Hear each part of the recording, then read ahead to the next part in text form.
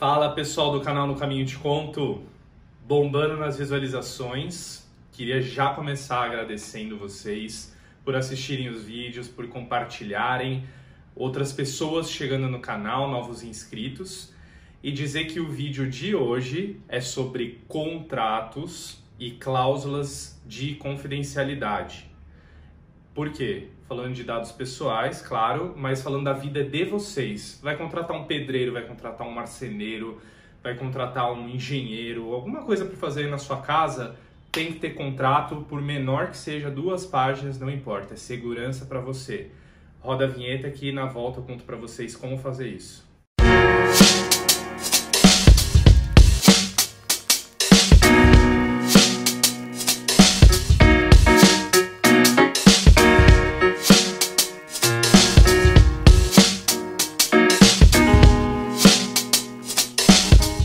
Bom, gente, infelizmente no Brasil a gente tem, o brasileiro ele tem muito hábito de fazer as coisas sem planejamento e muitas vezes até só na combinação de boca, né? Como dizia-se antes, no fio do bigode, só que o fio do bigode não vale mais faz tempo. E aí a experiência pessoal, tá? Que eu tô passando para vocês. Eu sou um consumidor que procura ter contrato para tudo, seja um consumidor, um contratante. Eu procuro fazer um contratinho, seja para alugar um imóvel, onde eu sou o locatário ou o locador, seja para contratar um prestador de serviços, tá? A palavra é muito importante, vou contratar um prestador de serviços. Vou fazer uma festa, preciso contratar um cozinheiro, um churrasqueiro, alguém para limpar. Gente, façam um contratinho. Nem que seja 2 páginas, eu vou passar aqui para vocês o que não pode faltar num contrato, minimamente. É aquele que a gente chama até de contrato de gaveta. Não precisa necessariamente ir num cartório, reconhecer firma em todos os casos, mas é necessário haver um compromisso formal de ambas as partes. Por quê?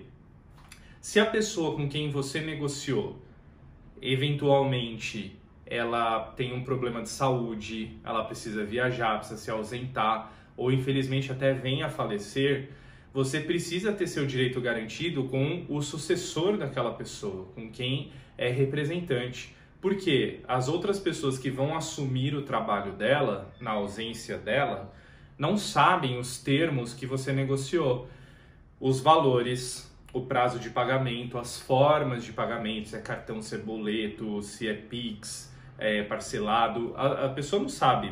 E infelizmente existem pessoas de má fé que não vão querer honrar aquilo que o antecessor dela negociou. Então vocês precisam dessa segurança para entrar com uma ação judicial, claro, né, que é a última instância, mas nas ações anteriores, nas medidas anteriores, seja uma ação extrajudicial, uma reclamação no Procon, no Reclame Aqui, no consumidor.gov.br, vocês precisam de documentos comprobatórios desse acordo.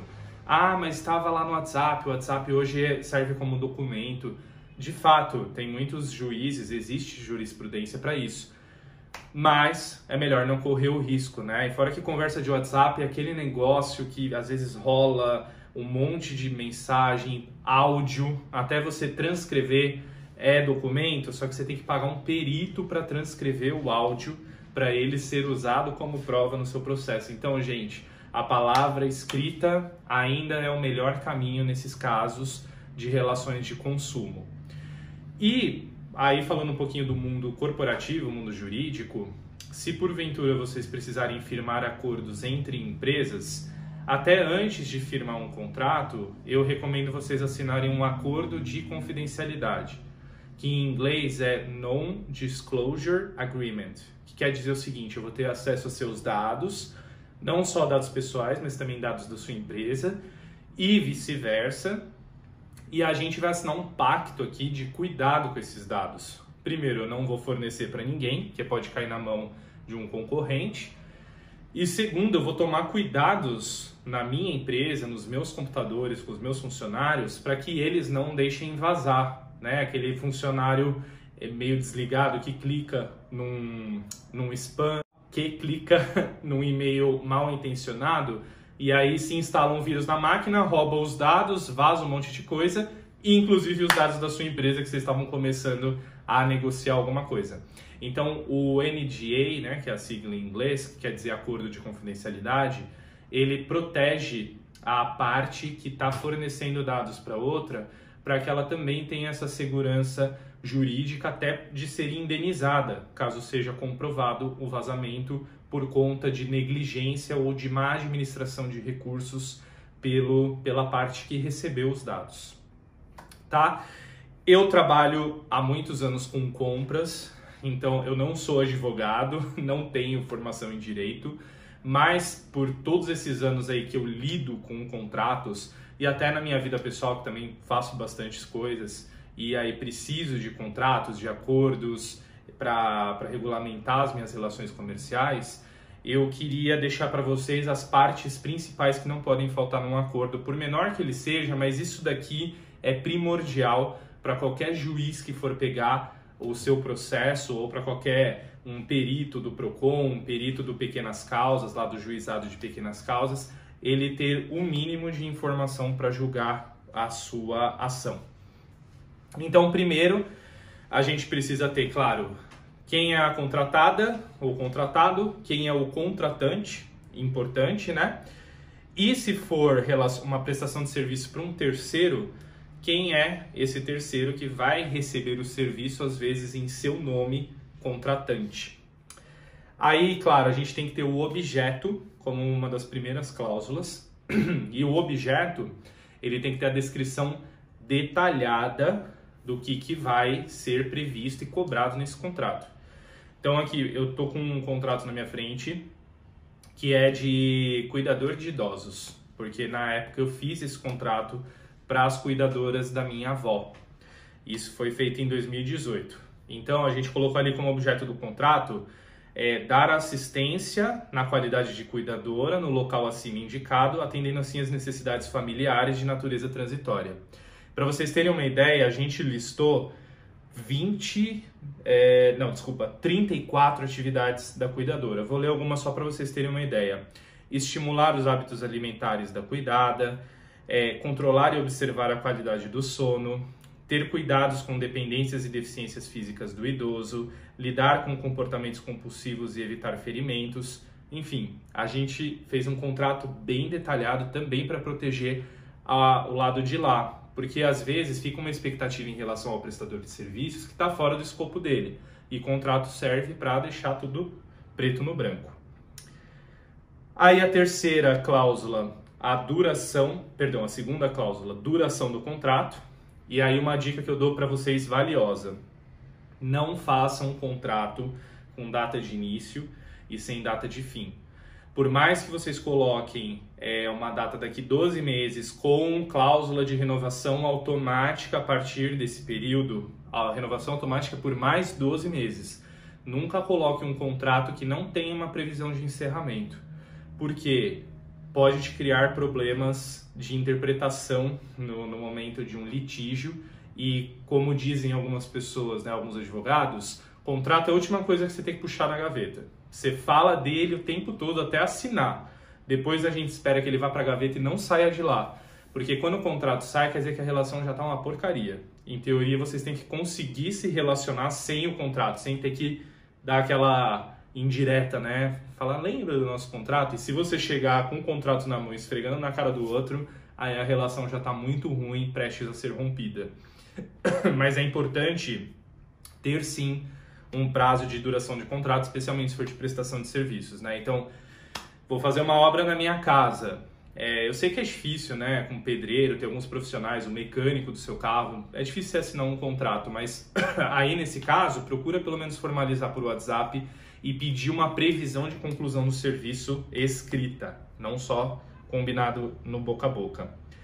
Cláusula terceiro, pagamento. Então, é o valor, forma de pagamento, dados bancários de quem vai receber, né, de quem está sendo contratado, e se for fatura, boleto, nota fiscal, né, um caso aí com uma relação com PJ, também colocar o dia de envio, o prazo máximo de recebimento da fatura para processamento dentro do mesmo mês, isso tem que estar previsto.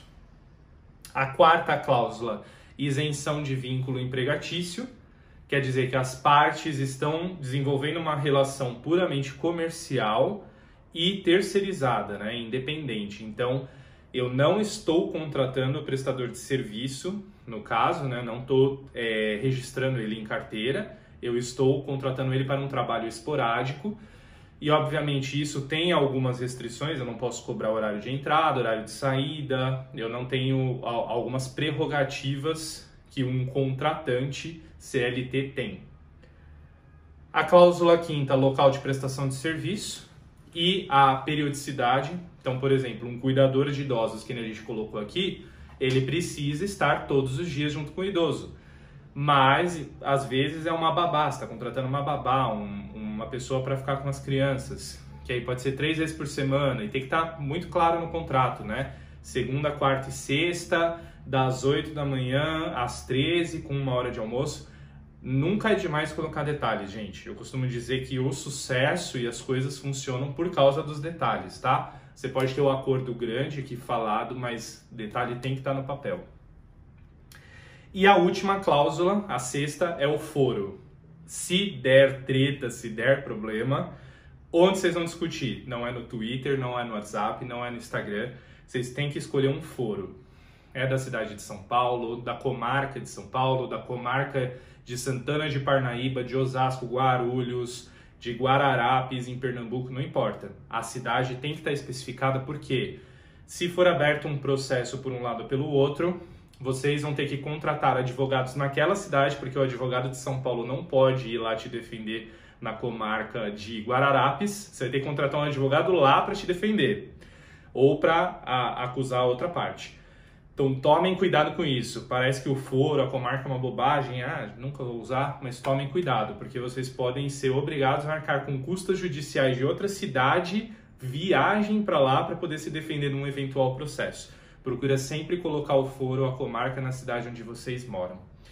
E aí, por fim, a data de assinatura do contrato, espaço para as pessoas assinarem, contratante, contratado e 2 testemunhas.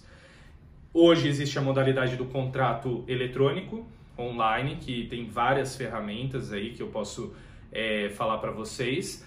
As 2 que eu mais gosto, que eu mais uso, são a DocuSign e a ClickSign, que elas têm até 3 contratos gratuitos mensais. Vocês podem deixar tudo registrado online, registrar a hora que a pessoa assinou, o IP da máquina, são muito legais.